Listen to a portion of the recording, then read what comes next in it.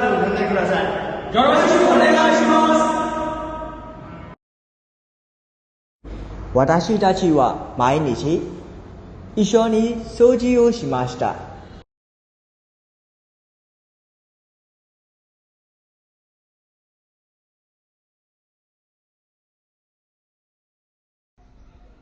休みの日には友達と一緒にサッカーをします。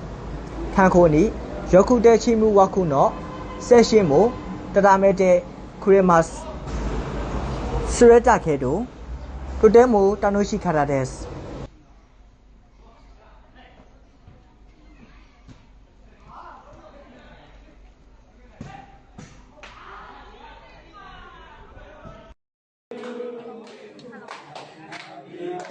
ハン先生の誕生日になったので、私たちみんなで集まって先生のために誕生日のケーキと花を作ってあげました。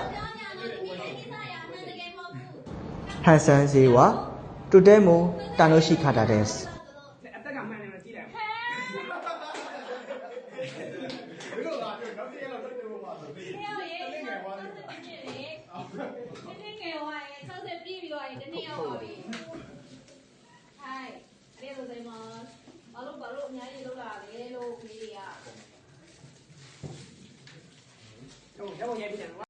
日本の季節はどうですか？山は暑いです。皆さんもお体に気をつけてお仕事を頑張ってくださいね。私たちも頑張ります。今月の報告は以上です。ご視聴ありがとうございました。